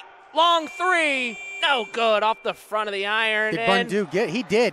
What a great offensive rebound. And he's fouled for his troubles. The big man will go to the line. It was most definitely a foul, but I'm also going to give the extra effort to Bundu there for the Academy Award-like acting to sell the foul. He was watching the Golden Globes on Sunday and said, I think I can use some of that. That's what I was bringing up earlier about the charge call, is sometimes those are reactionary fouls. Like if the defensive player does a good job of reacting to the contact, he may get the call. And that's just human error. I mean, that's just, the refs are human, so that's going to happen. You see it in football all the time. Mm-hmm. Absolutely. Sure, Ravens fans don't want to be brought up about football now, though. It's on to basketball, and that won't count. A little bit too much spin that time. Yeah, he was hot to start. He was 3 for his first 4 attempts, and then missed both of those. So not what you want to do under 4 minutes to play, clinging to a 5-point lead. Down low, and that's a good defensive effort by Hibbert. Make him earn it. Gonna have to go for it one more time. 21 on the shot clock, so they'll have a lot of time to move here. I wonder what the average steps from a head coach is during a game. Corbin, a good putback. Should all be tested for Fitbits. That'd be an interesting little science project for someone to do. 21 points now for Corbin. 3-point game now. Kai Gilliam checking back into the game. Major. Uh-oh. I like the little around the back to reset himself, but did not end in points, and now the Lions up by 1. Jacob Falco has a chance to make that a tie game as he's going to the line. And as you said earlier, he's not the guy you want to send to the line for this team. His free throw percentage may not be as high as we thought it was going to be, but it's still pretty high. Yeah, and I think Falco's got a little something to prove in the second half. You know, he caught fire a couple of times in the first. And sometimes it's not that bad to have a chip on the shoulder, even if it is a small one. He's a good athlete, and he finishes off the three-point play. Yeah, he certainly is a gamer. You saw his reaction after getting the basket. 10 points now for Falco. Just over 2 minutes to play. This is a brand new ball game. It's tied up. 71 all. Here's Hibbert driving baseline. Kicks it out, and that one's last touched. Yes, it was. By the Cecil. Seahawks. You saw the closeout defense. The minute Hibbert touched that ball in that corner, the Seahawks players were right there in his face. They're not giving that open three up anymore in the second half. Walker, the floater. Yeah, I didn't like that shot selection. I'll take that one, though. I was just about to say, I don't think he liked it either. That's why he went for the glass the second time. Puts his team back up 2, under 2 minutes to play. 13 points now for Walker.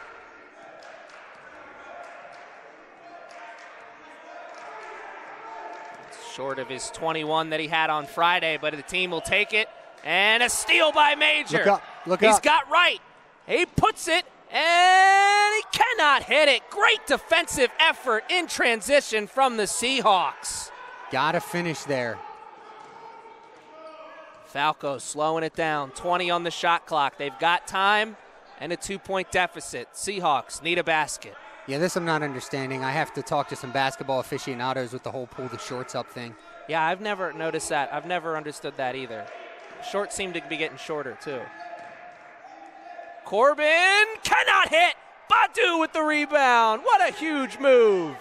Bundu's got to be getting close to double-digit rebounds tonight. He's made a few very key rebounds. And as we just heard from our PA announcer, Lamont Germany, we are under a minute. There's a timeout on the floor, I believe, called by Dundalk. It's going to be a full timeout. Michael Jordan brought in the long shorts, but somebody in the NBA is bringing back short shorts. I don't know who it is, but yeah, somebody out there is. I don't get that. I'm not understanding it. Not understanding it at all. Hibbert, he's leading all scorers right now with 21 points. The Seahawks, Corbin is tied with him for 21 points. Falco has 10 points. And for the Lions, where are we at? I know they had a couple more guys in Major. 16 points total.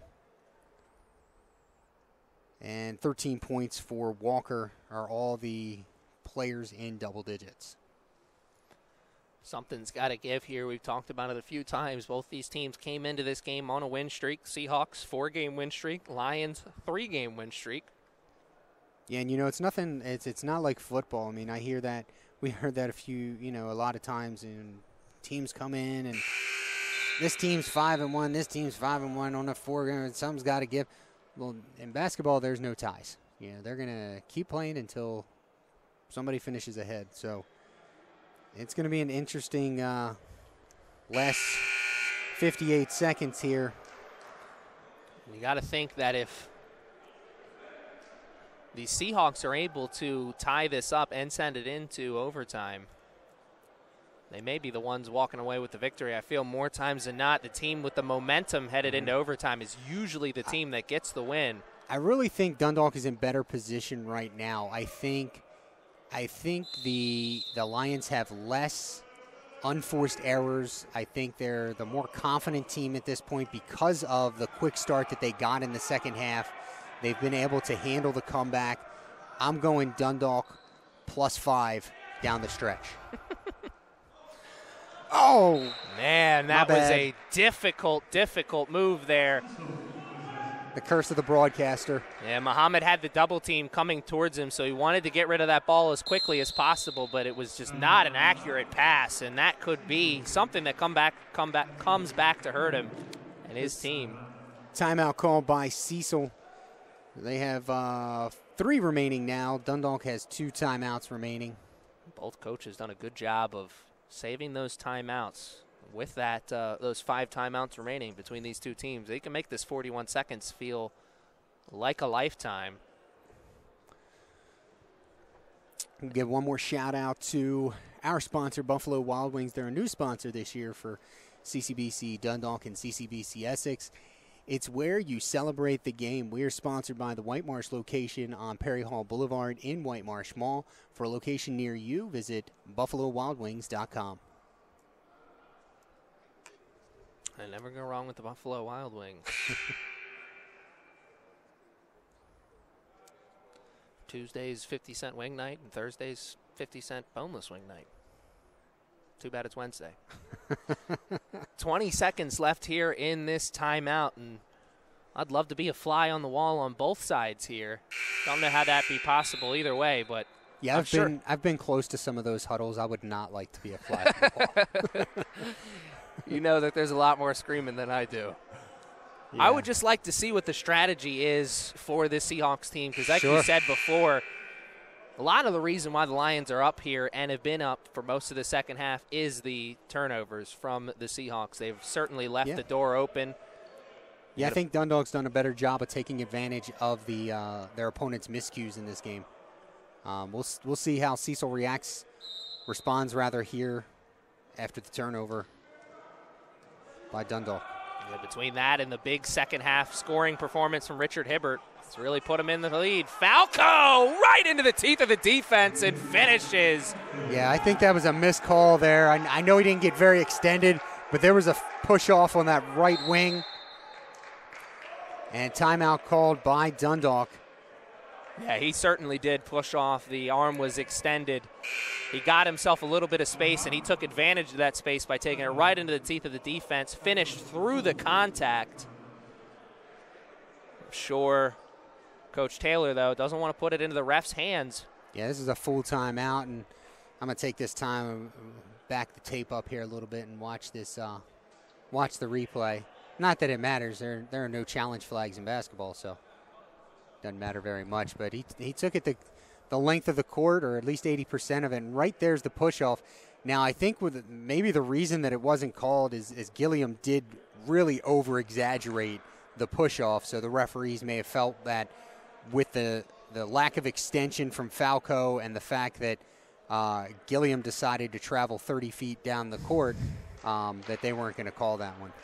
It is impressive, though, that head coach Ed Durham for the Seahawks put that ball in Jacob Falco's hands, a freshman who was not in the starting lineup for here in this game. Mm-hmm. But he's the one in charge of getting the 2 most important points of the game right there for the Seahawks, and he got it. It'll be interesting to see how much time is going to be on that clock after this timeout. Can the Lions hold for the final shot, or will the Seahawks get at least one more opportunity? Regardless, we could be in a situation where next basket wins. Yeah, and during the Cecil winning streak, I mean, they've only had really one large win, if you want to call that, and that was their win on Saturday, 90-63 over Chesapeake. But before that, it was 88-81 against Lackawanna, 58-54 over Cuyahoga, and 72-64 over Monroe. You know, nothing really out of the ordinary. And looking at Dundalk and their recent winning streak, you know, pretty much the same thing. 68-59 against Cuyahoga, 75-70 over Monroe, and, of course, the overtime victory on Friday against their intra-campus rival, Catonsville, 70-64. So both these teams nail-biting finishes over their last 3 and 4 games. Christian Wright, 10 on the shot clock. He's got to go. We're going to see something special here, Aaron. Hibbert for 3. Yes, sir! Yes, sir! Richard Hibbert! He hit the biggest shot of that young man's life. 24 points now for Hibbert. 22 in this second half. What an incredible step-back 3 with 4 seconds on the shot clock. Richard Hibbert. Mama, there goes that man. My goodness. Wow. And this is going to be a shameful plug, but a man from the 220, thank you, my neck of the woods, stepping up. Big game for Hibbert, 24 points in this one, and that his fourth three-pointer. He also had that three-point free throw shot all in the second half, made just one basket in the first half. I don't know who it was, but some fan around here, when that ball went up in the air, I heard someone say, nope. And I'll be honest, I thought the same thing. I thought that was a bad shot. I thought Christian Wright had taken too much time off the clock, dribbling it out right here in front of us. But my dad always used to say, sometimes it's better to be lucky than good at anything. Yeah. And I think the Lions may have got a little lucky there, but yeah, the broadcasting gods redeemed me that time, and I appreciate that. Richard Hibbert, he's the one you want to have taking that shot, and he makes good. The basket must be looking like a volleyball or a beach ball or something here for him. Yeah, and I wouldn't mind to see, coming out of this timeout, I wouldn't mind to see Dundalk getting aggressive on the pressure that they put here on defense. I mean, because worst case scenario, if even if they do get the shot off and you foul them from midcourt or what have you, is they're going to take 3 foul throws. Yeah. I'd rather them take those chances and send it to overtime than let them drive the length of the court and have that play. Now, if I know Ed Durham, and I don't know him too well, but I know him enough, if Falco is not open for a 3, watch the underneath pass for the N1. Falco has to get open almost immediately to have a chance at a 3-pointer. Falco, coming off of the timeout, looked back to one of his bigs and said something to him. Clock is running. Falco has the ball. For the tie! He got it! Oh! Jacob Overtime! Falco! Ice water in his veins! My goodness! That is the one person on the team you don't want to take that 3-pointer. That was North Carolina Villanova from the NCAA finals a few years ago. Falco gave the ball up to Corbin. Corbin took it down. Falco was following behind him the whole time. Dribble handoff, the 3. We're going into overtime. My goodness, I love basketball. Woo! 76 all. That was amazing.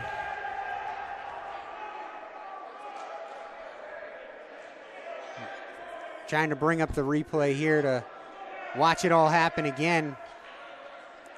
Very close. I think it got to 4, almost 3.5 seconds on the inbound.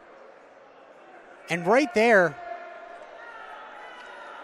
Wow, I think it was Walker that fell behind, and he was supposed to be the man on Falco. He was trailing there. Just nothing there. Just a well-designed play, and Falco making the most of it. You always listen to great coaches say the guy who gives the ball up on the inbounds play, watch out for him. He's usually the one who's going to be coming across the court and getting that ball and hitting the 3. Now, Falco didn't give up the ball on the inbounds play, but he gave it up to Corbin. You saw him trailing. Like you said, Walker lost him. He hit a big 3. Man, what a tremendous game. And Jacob Falco, after not really being heard from much in the first half, 5 straight huge points for his team. I think somebody else is going to have to step up for Dundalk here in the second half. And for those of you at home, yes, you will see that it will say 3rd for the period, and that's because we don't have an overtime, or do we? Let me see here. We do have an overtime. Sorry, we had to scroll a little bit. But I think somebody else is going to have to step up because I think they're going to do a better job of defending Hibbert. And that person might have to be Bundu. Bundu might have to play superbly in the paint in this overtime period for the Lions to win it. I'm not a lip-reading expert, but I'm almost positive Jacob Falco came onto that court, looked Major in the face, and said, "I told you so." I think he called that shot. I'm not surprised. That young man looks to have a lot of confidence, and I wouldn't want to give him very, very many more open shots. So it'll be the Seahawks with the first possession and an offensive foul after a great move by Falco. He pushed him right into that pick. But the way that Major, he's tying his shoes afterwards, maybe the shoelaces were undone. Now it looks like they called the foul was on Ringgold, so it was away from the play. Man, if I'm Falco, I'm a little upset. I send somebody to the rear end and then somebody commits a foul. I know. Falco did make a great move. The push wasn't necessary on the pick. No. He kind of pushed him down onto the ground, and now we are where we are. Walker. Hibbert on the left wing right now. two guys right near him. They're not giving him anything. Not backcourt. It was touched. What are we whistling for? Whistle was away from the ball. Was it a timeout or? He's got 1-1 up, so. I think it was an inadvertent whistle. We'll wait to see. I think he wanted to call the backcourt, but the other referee had waved it off, saying it was tipped. It was tipped, yeah. So I believe that's what. Oh, the 11 in his hands must have meant that's what the time was on the shot clock, because that's what we have here. Gotcha. All right. Major drives baseline, got to get up, and man, he got lucky there. That was smart.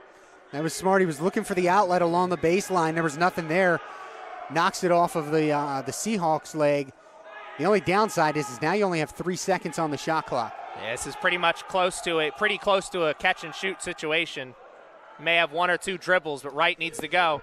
Pull up 3 that's long, short. And that's short and to the side.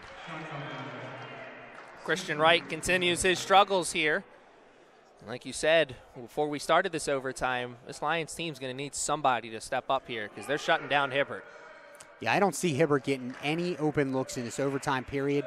And, subsequently, I don't think Falco should have any open shots, and that is just not what you want to see if you're a Lions fan. Not great defense there, but a great find by Jacob Falco. He saw his big, had the position, cutting towards the basket.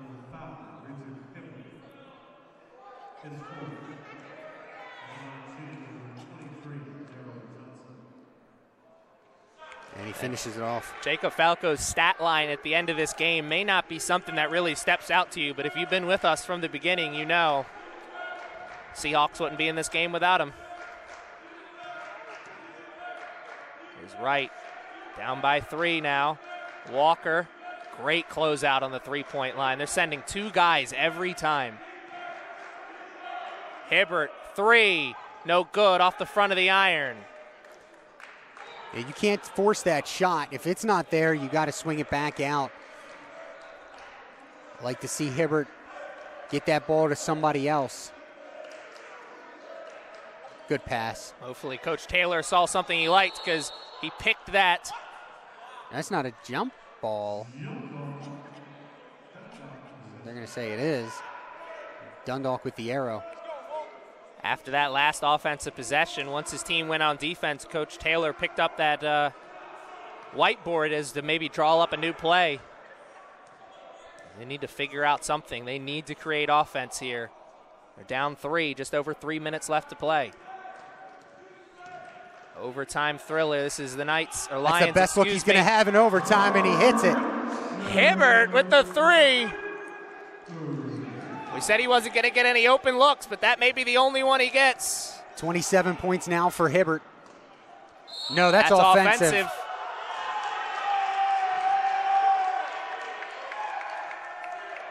Much to the displeasure of head coach Ed Durham. Yeah, he's fired up on that one. That's a tough call. But I do think they got it right there. Walker seemed to have his feet set.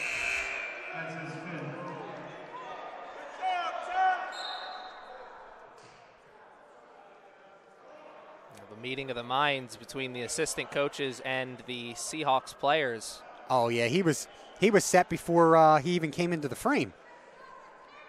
Sorry, folks, we have the benefit of the instant replay. Well, that's a lot on that play right there. You see on the replay that we just watched here in the booth. That's why coaches tell you don't leave your feet unless you have to. Unless you're going up for the shot, unless you have to leave your feet. Don't leave your feet. And we apologize that we don't yet have that technology, but if you want to make a donation, to help us get to that technology, you can reach me at rjeppy@ccbcmd.edu. We take cash, checks, and sometimes we can take major credit cards. Always looking for members of the Booster Club. Here's Wright with a brand new ball game, 79 all. They cannot rely on Hibbert to keep getting those open shots. Somebody has got to step up here for this Lions team. I'd like to see a dribble dish here to Bundu. I think the defense will collapse on the great move by Christian Wright. That's a New York move if I've ever seen one. He got that defense come up to him on the three-point line, the little shimmy, and then use the glass for two. Forget about it. Hey, Jacob Falco. Can stop. he continue to be hot? Got to switch it. Cale Williams is over into the corner. Can they find him? Corbin, step back. No good. Gets his own rebound.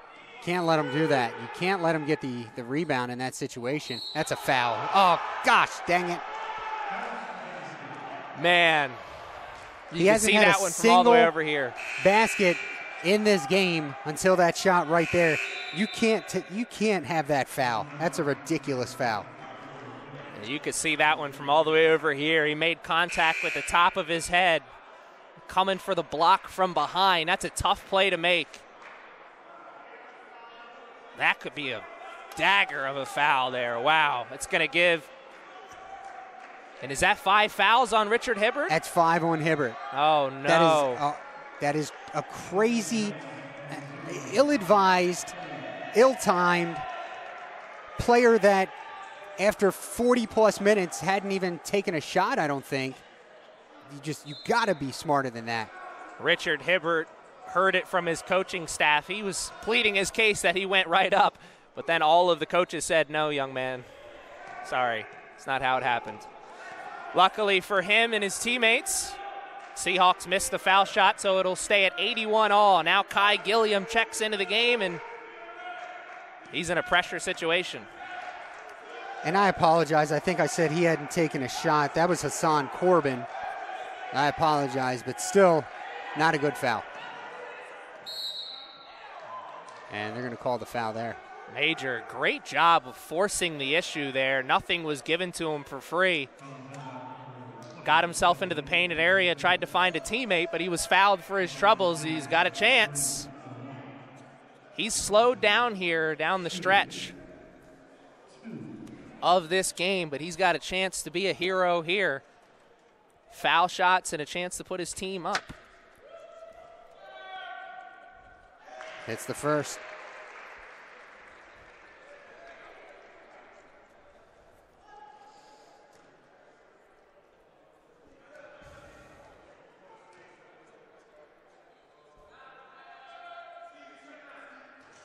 And he got the roll. Cecil. The Cecil fans here did Wait their a minute. It's a lane violation, I believe. I think they're calling a lane violation. They are. They called a lane violation on the second one. I was about to say the Cecil fans are doing the best they could to try and distract him on the line. It didn't work, but I guess it kind of did. Major is definitely somebody you want at the line. 80% free throw shooter going into that transaction.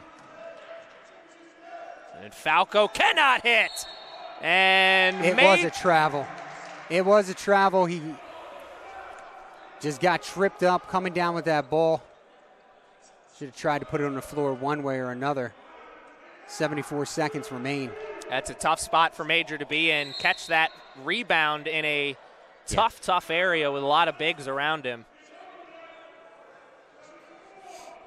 Seahawks still with a chance. So you're saying there's a chance. Corbin. Drab step, drives baseline. Watch his wing. And he misses. Just collect yourself. Got some time to get it above the line. Finally do. Wright was cutting it close for sure, but. Got to go inside here. Let your big man work for you.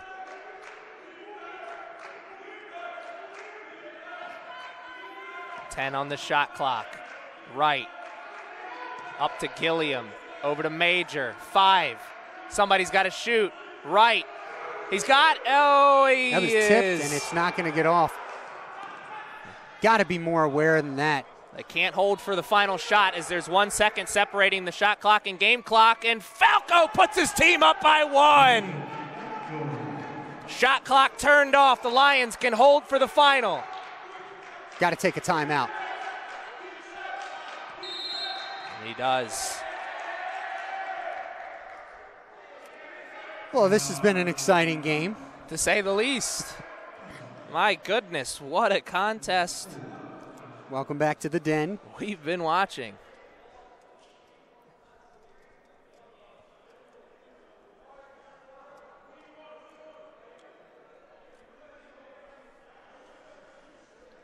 Something's got to give here.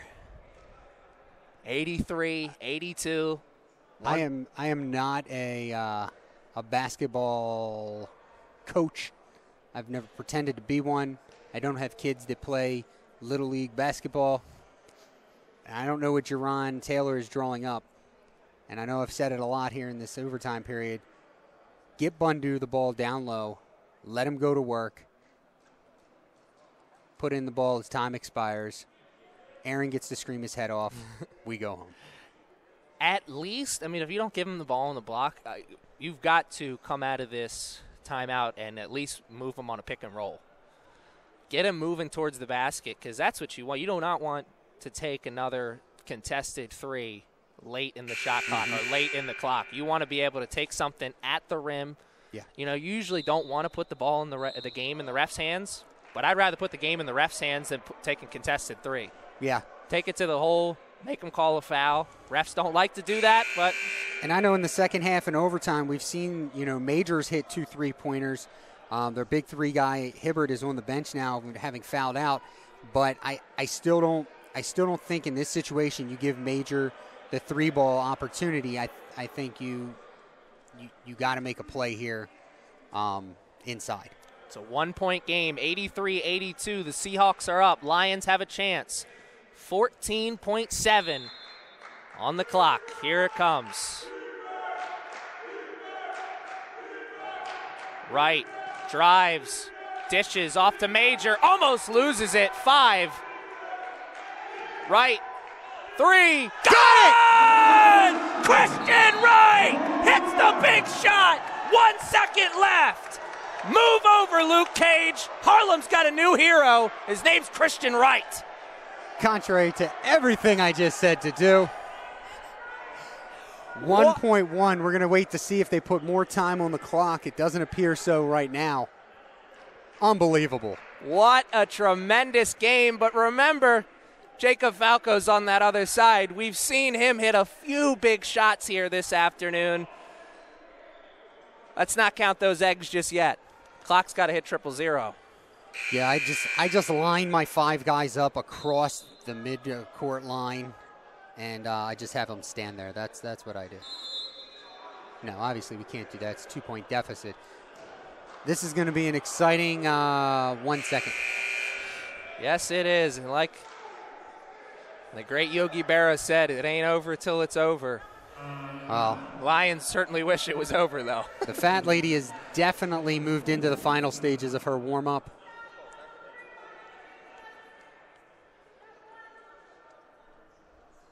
Triple. We haven't even gone into double yet. She's really jumping the gun. That's what I love about doing these games here at the Lions Den. You're right in the middle of the crowd, so to speak. Yeah. And you really get to feel the excitement. I think this is our 5th season broadcasting in some way, shape, or form, and knock on wood, we haven't really had any issues. It's been, like you said, it's been really kind of cool to be amongst the crowd and the crazies and not have any problems. Yeah, people are very passionate about CCBC Dundalk basketball around here. It's always nice to see, and as we head into the later stages of this season, this team needs the fan support now more than ever. Yeah. Yeah, home games are going to be few and far between. Classes start back up on the 28th, so, that next home game on the 25th, we should have more students around than we do now. It's a tough row here in the second half. Taylor doing an excellent job. He's got a couple of guys that he's without tonight, but for the most part, after this week, he will have his full platoon from the first half of the season back for this second half in the stretch run. And that's huge because Warwick Godwin is really the main sharpshooter on this team, and they've been doing a great job of shooting even without him in the game here this afternoon. Quick count coming from Gotta the official. That's court. 4. Just about to say they have got to go full court. That seemed a little quick. I saw that left hand moving over there, and he was at 4 seconds in no time. That's their final timeout, though. Huge moment here. It's only a 30-second timeout. It's a 2-point game, so really the 3 wins it.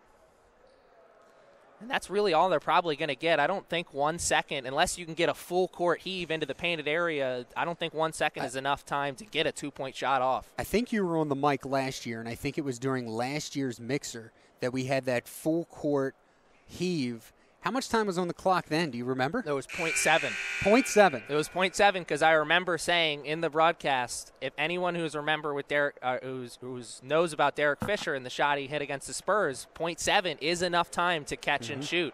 And that wasn't even a catch and shoot situation. That was a full court John Elway move down the sideline and a dunk on the other side. And it was right after a spectacular play I think that Dundalk had made to take the lead. Yep.